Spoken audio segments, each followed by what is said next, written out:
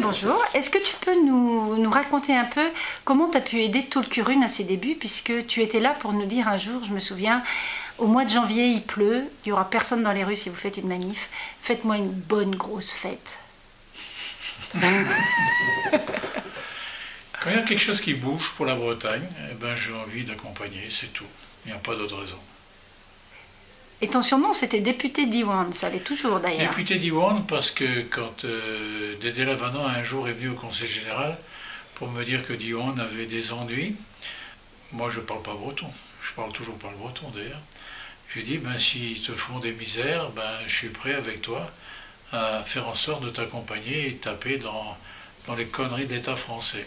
Donc j'ai accompagné Dédé sans savoir ce que c'était qu'une école bilingue. Et j'ai visité, j'ai vu, et j'ai accompagné toutes ces revendications, y compris les plus folles. Voilà, c'est tout. Et tu as pris des risques en tant qu'élu, parce que je me Comment souviens de Banalec, tu as pris des risques en tant qu'élu. Que ce soit Banalec ou à Quimperlé, c'était pas quand même très légal. Ah ben, quand c'est pas légal, je trouve que c'est intéressant. Parce que ce qui est normal, c'est un état de droit qui établit des injustices, et on appelle ça normal. C'est pas la réalité. Quand les gens ont des aspirations et qu'ils ne peuvent pas les réaliser, c'est eux qui ont raison. Donc j'accompagne a priori les gens qui ont envie que ça bouge. Les problèmes de droit, de légalité, ça ne me concerne pas. A priori, je pense que ce qui est légal, c'est le résultat d'un état de force qui a établi un état qui n'est pas normal. Et c'est ça qu'il faut foutre en l'air. Et tu parlais de Quimperlé, qu'est-ce qui s'est passé? Il y a eu un motard, il y a eu... Qu'est-ce qui s'est passé? Il y a eu... c'était pas très autorisé, c'était la loi Fallou, les locaux étaient école publique, argent public... Diwan était dans un garage abominable, avec des carreaux cassés.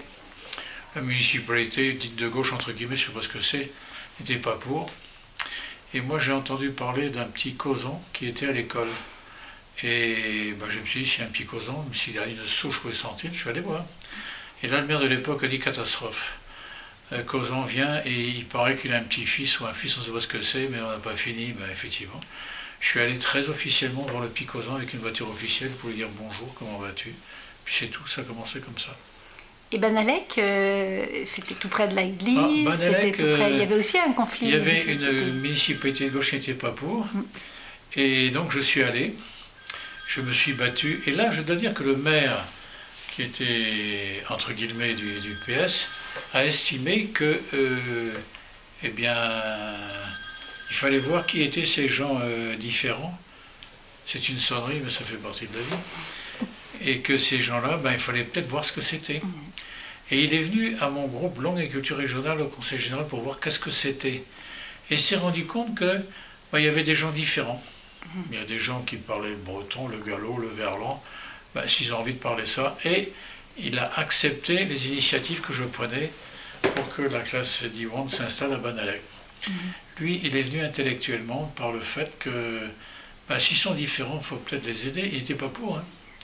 Mais intellectuellement, il acceptait la différence.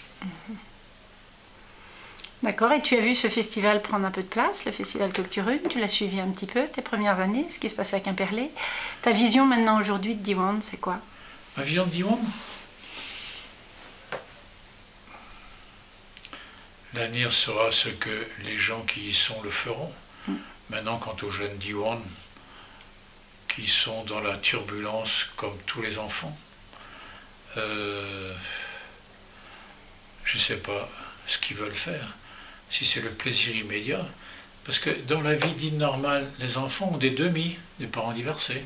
À Diwan, c'est des 16e ou des 30e, on ne sait pas où ils sont. Hein.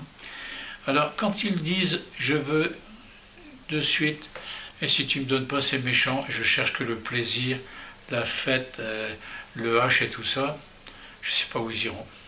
Mais enfin, c'est à eux de trouver le chemin. Moi, j'ai rien à dire. Tu disais à Carhaix qu'on leur avait donné, leurs parents, le milieu associatif, les outils de leur liberté, et que c'était à eux de l'apprendre. C'est à eux de faire le choix. Est-ce qu'ils le feront? Je ne sais pas. Tu es plutôt optimiste ou pessimiste? Comment? Tu es plutôt optimiste? Ni optimiste, ni pessimiste. On leur a donné les conditions. C'est l'école la plus privilégiée, avec les parents, les pédagogues, la pédagogie non directive, etc. Mais ils sont aussi dans la société globale Donc, c'est pas du matérialisme, mais c'est une forme de... C'est même pas de l'égocentrisme, c'est moral. Mais le monde est comme ça, le monde est à la dérive. Ils s'accrochent à leur ego. Alors, s'ils prennent la chance d'aller plus loin, eh bien, tant mieux.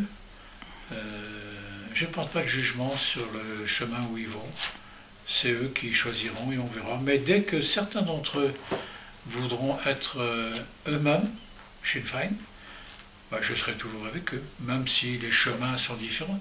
C'est comme l'eau qui coule, on ne sait pas où elle va, mais elle finit par arriver quelque part. D'accord. Et si on change de sujet et qu'on arrive sur la politique et les langues minoritaires, c'est-à-dire que la France a du mal avec ces minorités. La France a du mal avec le corse, avec le basque, avec l'occitan, avec le breton. Est-ce que tu penses que c'est dû à des hommes politiques qui manquent de conviction? Non. C'est dû à une tradition jacobine, néo-fasciste, qui vient de la royauté et de la difficulté pour cette nation-État de s'être faite en écrasant les différences. À un colloque à Pontivy sur les langues régionales, il y a un gars qui avait dit, ça y est, maintenant on va gagner, on va être reconnu. Et moi j'ai dit, jamais, on ne serait jamais reconnu. Et Agege, qui était le conseiller de tous les présidents de la République, disait, c'est Causan qui a raison. Jamais vous ne serez reconnu, car les langues dites minoritaires sont les langues des pays avec qui on a été en guerre. Et jamais on ne reconnaîtra que l'allemand est la langue maternelle d'un Français. Et c'est Causan qui a raison, jamais la reconnaissance ne se fera. Sauf si on l'apprend, et on ne l'apprendra pas par la démocratie, hein. Ça se prendra par un rapport de force où on ira jusqu'au bout. Donc toi tu penses que sans une Bretagne autonome politiquement, il n'y a pas d'avenir au niveau de la langue bretonne et de la culture bretonne? C'est évident. Regardez la bataille de la taxe éco actuellement, qui est un impôt mortifère fait pour tuer les régions. Alors on donne du perlimpinpin, on discute, on fait des morales, c'est de la folie. C'est fait pour tuer. Eh bien, si on n'empêche pas l'État de mettre en place cet impôt, pas par les voies de la démocratie, par tout ce qui est efficace, si on n'empêche pas physiquement cet impôt d'exister, c'est la mort. Alors il faut savoir si on veut vivre ou mourir, c'est tout. Et comment tu expliques qu'il n'y a pas une jeune génération, c'est peut-être les mêmes raisons que tu as évoquées tout à l'heure, de politiciens qui prennent un peu de risque et qui ne suivent pas les lignes jacobines? Tu as dit le mot politicien, j'ai horreur de ça. De gens qui sont dans la politique, mais pour être en politique, il faut passer sous les courchefaudines des partis jacobins qui méprisent. Moi, j'ai eu un exemple, c'est le statut de la Corse quand j'étais député. Mon ami José Rossi était rapporteur. La gauche était au pouvoir. J'ai voté le statut de la Corse. Et j'ai eu la pression de tous les chefs politiques de mon groupe, que ce soit le président de l'UDF, du CDS, etc., en disant « Mais les Corses, c'est des feignants, tu ne vas pas nous emmerder avec ça ?» Moi, je dis « Mais c'est comme ça. C'est comme ça. Je suis pour la Corse. » La violence, vous rigolez, non? Qu'est-ce que c'est que la violence institutionnelle que l'État applique? Alors la violence rouge, quand on voit du sang, le sexisme, le racisme, l'écrasement des gens, ça c'est la violence. Et pour faire sauter une violence comme ça, il faut parfois la violence rouge. Oui, parce que tu parlais de la violence blanche et de la violence rouge, hein, c'est ça? Comment? Les deux violences qui existent, c'est la violence blanche, celle qui ne se dit pas, celle qui est par derrière, qui est le génocide d'un peuple à qui on va interdire de parler sa langue. Voilà, le sexisme, le racisme, etc. Et puis la violence. Tu vois quelqu'un qui court dans la rue, qui a le teint basané, avec un uniforme qui court derrière, que disent les gens? C'est un voleur arabe maghrébin, on a raison de l'attraper et de le tuer. Si pour lutter contre ça, il faut utiliser tout ce qui est possible pour renverser cette violence institutionnelle. Tu t'en aperçois actuellement. On n'y arrive pas encore. Et si on veut que la Bretagne s'en sorte, il faut des gens qui s'investissent, qui s'engagent et qui aillent contre ce courant jacobin, mortifère. Est-ce qu'ils existent, ces gens-là? J'en sais rien. Est-ce que tu les as vus? Bon, écoutez, moi j'ai toujours été motivé pour ça, j'en ai connu quelques-uns, on n'est pas des masses, mais on existe. Et comment t'expliques que la Bretagne a réussi à se fédérer en cercle celtique, en bagade, d'Astume, c'est le plus grand truc de toute l'Europe, et en politique on est des nains? Tu as dit la formule. Il y avait un homme qui disait, il était à la région avec moi, mais il était écolo et puis on l'a écrasé, qui a dit la Bretagne c'est un géant culturel, mais c'est un nain politique. Qui c'est qui a dit ça? Bah, c'était l'ancien ministre de l'Environnement qui était avec la gauche, qui était maire dans les Côtes-d'Armor. Comment il s'appelait déjà? Alors si s'il voit que je ne suis pas capable de foutre son nom, Il va falloir que je coupe. il faut que tu coupes. Et cet homme qui était à la région, mais qui était un ancien ministre de gauche, de Rouen, a tout fait pour le foutre de côté. C'est pas Louaille? Non. Hein? C'est pas René Louaille? Non, Non. non, il est plus connu que ça. Zut alors. Bon, je retrouverai, parce qu'il est. Tu retrouveras. C'est cet homme qui a dit c'est parce qu'on compense sur le plan culturel une expression très forte, parce que politiquement, on n'existe pas. Voilà, c'est tout.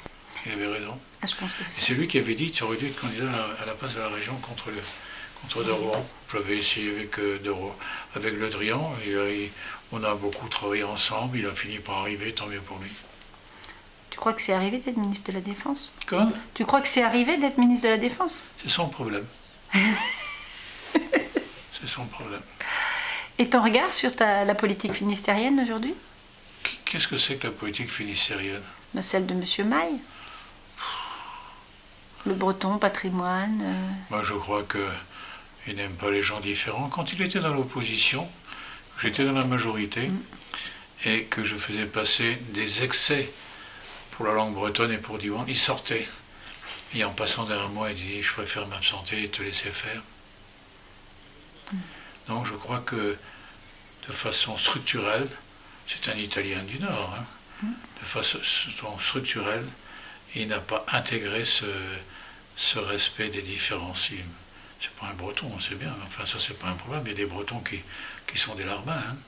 Mais non, il n'y a pas de volonté de faire en sorte que le Finistère, la Bretagne, soit ce qu'il est. Et sur change de sujet, là, mais je me souviens de ton bureau qui avait beaucoup impressionné le maire de Quimperlé. Ça m'a fait rire de le voir avec ses petites chaussettes blanches et son short de premier communion quand on était arrivé dans ton bureau et qu'il y avait des grands bouddhas. Oui. Et c'est vrai que c'était très beau, enfin, c'était très impressionnant.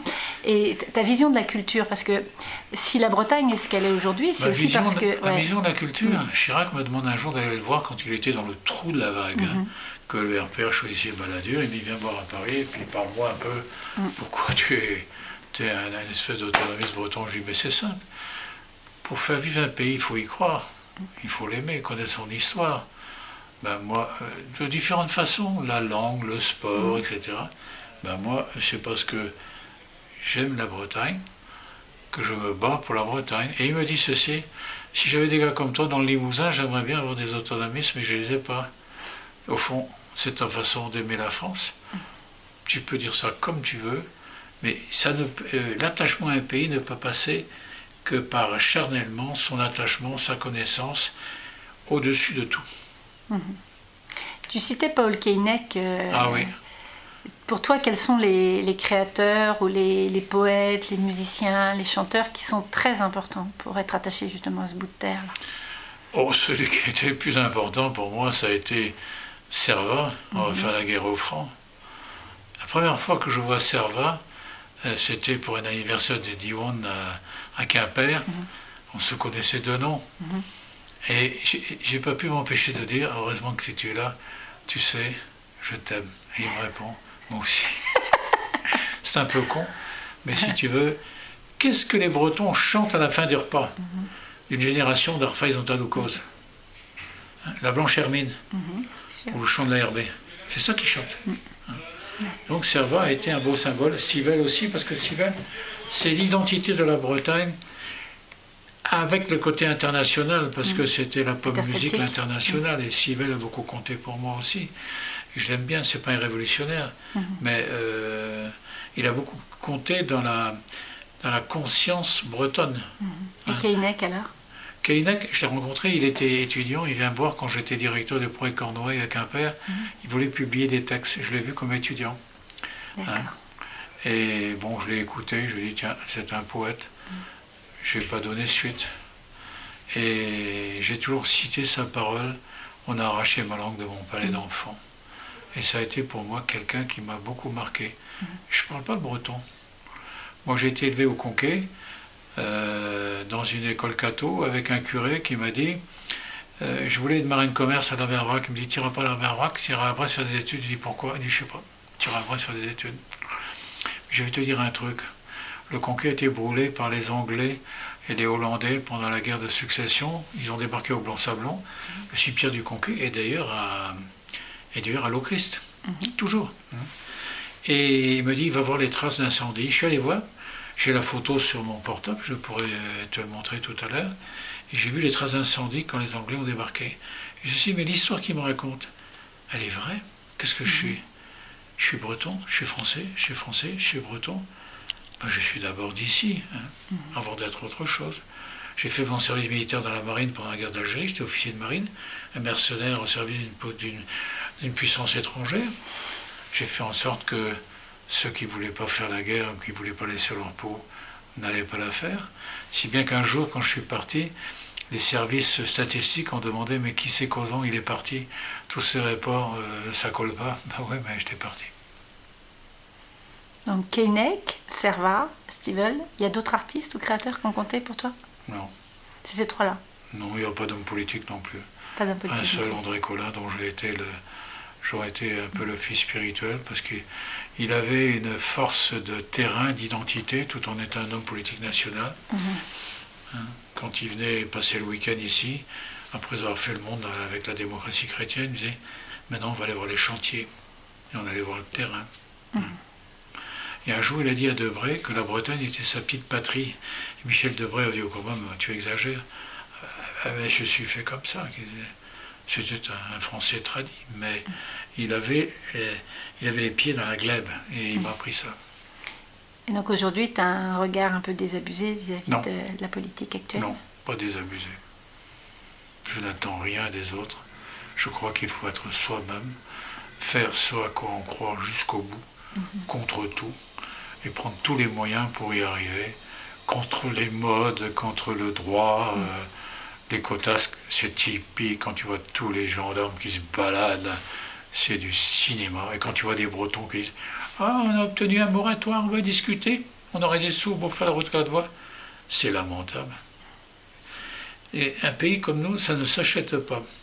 La devise de la Bretagne, c'est la blanche hermine. Mieux vaut la mort que la souillure. Comment? Mieux vaut la mort que la souillure. C'est pas la souillure. Plutôt mourir que de se compromettre, de mélanger sa culture avec celle de quelqu'un d'autre. Rester soi-même. Un jour, je faisais souvent des discours aux gens. D'ailleurs, j'aimais parler aux enfants. Vous avez de la chance. Si on est là, c'est parce que vos parents ont cru, etc. Puis je leur disais, mais ne vous retournez pas. Ils sont là d'ailleurs. Hein. Mais si ils sont là, c'est parce que vous devez être vous-même. Et je termine mes discours, entre guillemets, officiels, avec beaucoup de cons, par Sinn Féin.